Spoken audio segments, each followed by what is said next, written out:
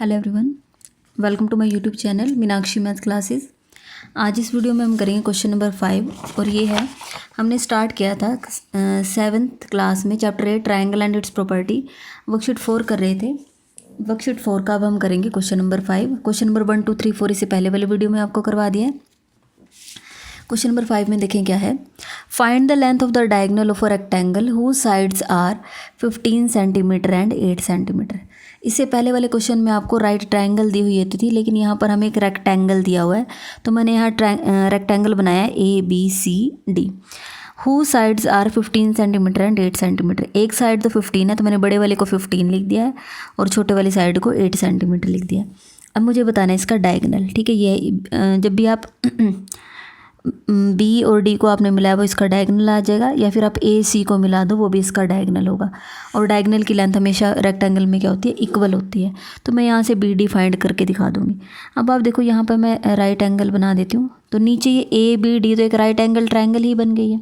ठीक है, in right triangle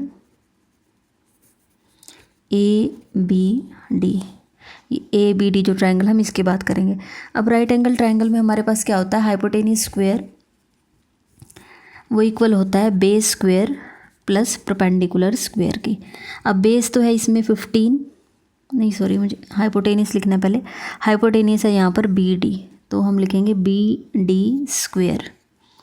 base है AB और उसकी लेंथ है 15, तो हम यहाँ लिख देंगे, सीधा ही लिखेंगे 15 स्क्वायर। परपेंडिकुलर है AD और उसकी लेंथ है 8, तो यहाँ लिखेंगे 8 स्क्वायर। यहाँ से आता है BD square is equal to 15 का स्क्वायर होता है 225। 15 को 15 से मल्टीप्लाई करके देख लेना 225। 8 का स्क्वायर होता है 64।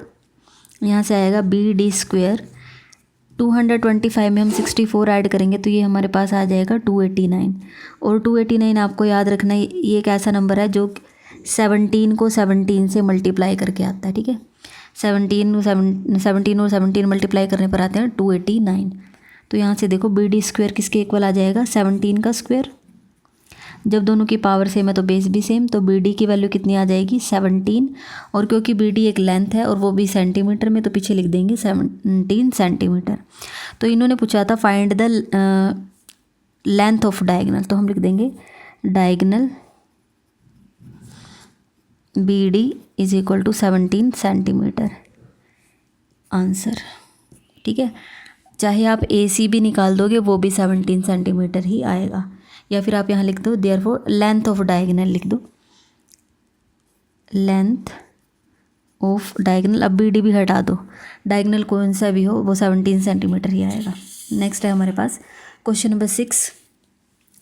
The foot of a ladder is 6 metre away from a wall and its top reaches a window 8 metre above the ground. देखो मैं आपको इसमें 2 सिचुएशन आएंगी, मैं बताती हूँ आपको किस टाइप से क्वेश्चन है हमारा। इन्होंने क्या कहा है कि देखो ये तो ग्राउंड हो गया, ठीक है, ये ग्राउंड हो गया, और ये क्या है, एक वॉल है। यहाँ पर वॉल, एक यहाँ पर एक लैडर, एक सीढ़ी यहाँ पर इस तरीके से ऐसे लगा रखी है, आपने भी देखा होगा सीढ़ी लगी हुई। यहाँ पर एक विंडो है, ये मैंने यहाँ विंडो बना रखी है। ठीक है, अब वो इस तरीके से खड़ी हुई है वो ladder. The foot of a ladder is 6 metre away from the wall. यहाँ पर ये वॉल है, लेकिन ये जो लैडर है इसका फुट है, ये यहाँ से दीवार से कितनी दूर है, 6 मीटर। मतलब ये दीवार और ये लैडर का फुट, यहाँ पर बीच का डिस्टेंस कितना है, 6 metre. And its top reaches a window 8 metre. लेकिन जो इसका ये जो लैडर है, जो इसका जो ऊपर वाला पार्ट है, इसका टॉप है, वो कहाँ पर पहुँचता है, its top reaches a window 8 metre above the ground. ये जो विंडो है ये ग्राउंड से 8 मीटर ऊपर है, और ये इस लैडर का जो ये ऊपर वाला पार्ट है ये यहाँ तक पहुँच जाता है। ठीक है, एक कंडीशन तो ये है। दूसरी कंडीशन क्या है, if the ladder is shifted in such a way that its foot is 8 metre above the from the wall, to what height does its top reaches. अब आप देखो विंडो वहीं की वहीं है। अब क्या किया, मान लीजिए बच्चे यहाँ पर खड़े थे, उन्होंने इसको यहाँ से खींच लिया, नीचे से पकड़ के इसको खींच लिया। तो जब आप इसको नीचे से पकड़ के खींचोगे वो दीवार के साथ साथ नीचे तो ऐसे नीचे आएगी ना, क्योंकि देखो जितनी उसकी जितनी लेंथ है लैडर की वो तो उतनी ही रहेगी। अगर आप इसको नीचे से खींच लोगे तो वो उस ऊपर से थोड़ा सा कहाँ आ जाएगी, नीचे आ जाएगी। ठीक है, तो जितनी लैडर है लैडर तो उतनी ही रहेगी, चाहे आप उसको अगर खींच भी लोगे। लेकिन वो क्या हुआ, जब आप उसने नीचे से पकड़ के आपने उसको खींचा तो वो 6 मीटर से थोड़ा सा और और दूर चली गई, और कितनी गई है वो, if the ladder is shifted in such a way that its foot is 8 metre above the from the wall. जब आपने इसको खींचा ना तो वो दीवार से थोड़ी सी पहले 6 मीटर के डिस्टेंस पे यहाँ पर थी, लेकिन जब आप उसको नीचे से पकड़ के खींच के दूर लेके जाओगे तो अब इन दोनों के बीच का डिस्टेंस रह गया है 8 मीटर। ठीक है, आपको बताना है ये अब मतलब अब ये जो लैडर है अब ग्राउंड से कितने लेवल पे। मैं यहाँ देखो यहाँ लिख देती हूँ, ये पॉइंट ए है, ये बी है, और इसको मैं लिख देती हूँ सी। ठीक है, यहाँ ये डी, ये ई और ये एफ। उन्होंने हमसे पूछा ये डी एफ कितना आएगा। ठीक है, ये इसकी वैल्यू आपको बतानी है। अब आप देखो in triangle A B C, in triangle A B C दीवार देखो ग्राउंड है और उसके ऊपर एक यहाँ पर एक वॉल है, तो यहाँ पर राइट एंगल ट्रायंगल बनेगा। ठीक है, अब आप देखो राइट एंगल ट्रायंगल में हम पाइथागोरस थ्योरम यूज़ कर सकते हैं, यूजिंग पाइथागोरस थ्योरम। ये लिखना जरूरी है, यूजिंग पाइथागोरस थ्योरम, हर एक क्वेश्चन में यूजिंग पाइथागोरस थ्योरम। क्या होता है, हाइपोटेनियस स्क्वायर होता है हमारे पास base square plus perpendicular square. अब आप यहाँ से देखो बेस कितना है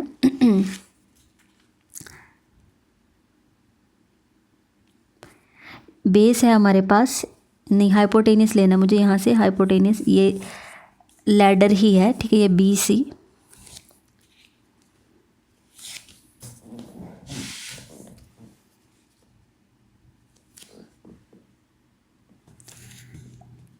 आप इसको हाइपोटेनियस स्क्वायर ही लिखें, मैं अब इसको अब बी सी वगैरह कुछ नहीं लिखवा रही हूँ, बताऊँगी क्यों। ठीक है, हाइपोटेनियस स्क्वायर को ऐसे कैसे लिखते हैं, बेस यहाँ पर है 6 और परपेंडिकुलर यहाँ पर है 8।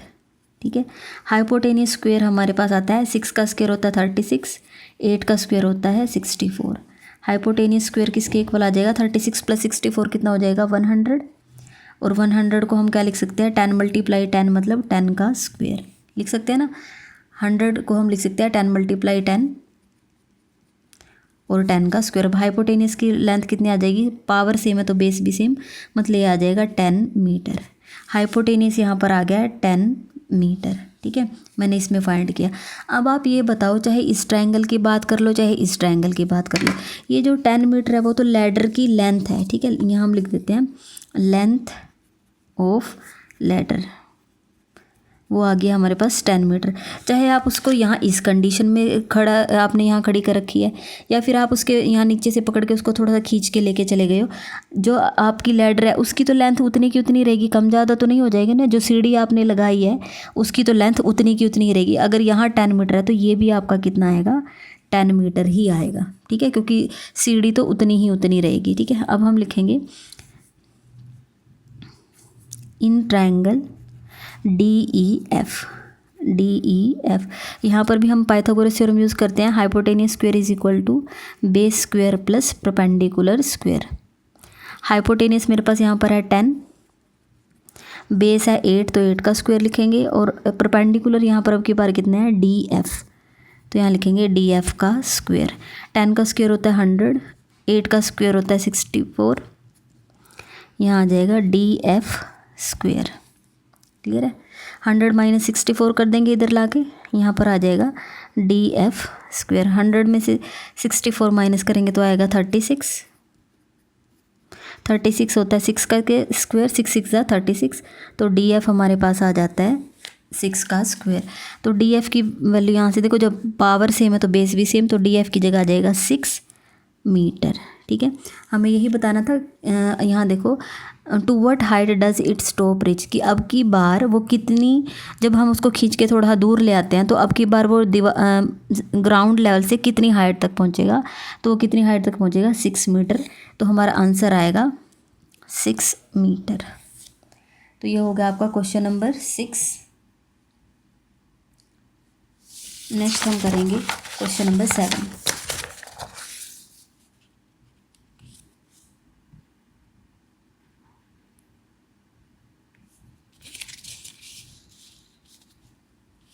क्वेश्चन नंबर 7 है a right angle triangle is isosceles. अब इन्होंने बोले देखो राइट एंगल ट्रायंगल मैंने बना लिया ABC, आइसोसेलेस एक ऐसी ट्रायंगल होती है जिसकी दो साइड हमारी कैसी हो, इक्वल।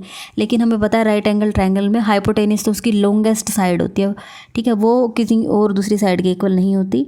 बेस और परपेंडिकुलर ही इक्वल हो सकते हैं। तो हम लिखेंगे लेट इन ट्रायंगल ABC, तो इसमें हमारे कौन कौन सी साइड इक्वल होंगी, AB और BC। आप ये लेट मत लिखो, लेट नहीं लिखना, लेट होता जब हम अपनी तरफ से मानते हैं, लेकिन ये तो क्वेश्चन में ही दिया हुआ है। हम तो सिंपल लिखेंगे in triangle ABC AB is equal to AC। ये तो मतलब ये तो अपने आप से ही ट्रू है कि जब एक राइट एंगल ट्रायंगल दी हुई हो तो उसमें आपका बेस और परपेंडिकुलर ही इक्वल होते हैं। If the square of the hypotenuse is 50 metre square, हमें दिया हुआ है हाइपोटेनियस का जो स्क्वायर है वो कितना है, 50 मीटर स्क्वायर। ध्यान से देखो, ये वैसा ही क्वेश्चन है जैसा थर्ड क्वेश्चन था। If the square of the hypotenuse is 50 metre square, hypotenuse का अगर आप स्क्वायर करते हो तो इस पूरे की वैल्यू आप ले सकते हो 50। अब हम यहाँ यूज़ करेंगे using Pythagoras theorem, using Pythagoras theorem. Hypotenuse square हमारा होता है बेस स्क्वायर और परपेंडिकुलर स्क्वायर के इक्वल। अब हाइपोटेनियस स्क्वायर की जगह मैं लिख सकती हूँ 50, हाइपोटेनियस का स्क्वायर करने के बाद 50 लिख सकते हैं। बेस और परपेंडिकुलर, देखो बेस है AB और परपेंडिकुलर है AC। 50 is equal to AB square. अब मुझे पता है AB और AC इक्वल हैं, AB और AC आपस में इक्वल है, तो जहाँ AC लिखा हुआ उसको मैं AB से रिप्लेस कर सकती हूँ। AB स्क्वायर आप यहाँ लिख दोगे because AB is equal to AC। तो यहाँ से आ जाएगा 50 is equal to AB square और AB स्क्वायर कितना हो जाएगा, 2AB स्क्वायर। 50 2 मल्टीप्लिकेशन में तो डिवाइड में चला जाएगा, यहाँ से आएगा AB स्क्वायर। इसको कैंसिल करोगे तो ये आ जाएगा 25। 25 होता है 5 का स्क्वायर, तो यहाँ से आ जाएगा AB स्क्वायर। अब आप यहाँ से देखो AB की वैल्यू आ जाएगी 5, AB आपका 5 आ गया और आपको पता है AB और AC इक्वल है, तो AC भी आपका आ जाएगा 5। आपसे इस क्वेश्चन में यही पूछा गया था what is the length of each of its side, जो उसकी साइड्स हैं उनकी लेंथ कितनी होगी, तो वो 5 मीटर और 5 मीटर आ जाएगी। यही आपका आंसर है। तो यहाँ पर इस वीडियो में मैंने आपको क्वेश्चन नंबर 5, 6 और 7 करवाया है। नेक्स्ट क्वेश्चन नंबर 8 और 9 मैं आपको नेक्स्ट वीडियो में करवाऊँगी। अगर आपको वीडियो अच्छी लगी है तो आप वीडियो को लाइक करें, मेरे चैनल को सब्सक्राइब करें और अपने फ्रेंड्स के साथ शेयर ज़रूर करें। Thank you so much.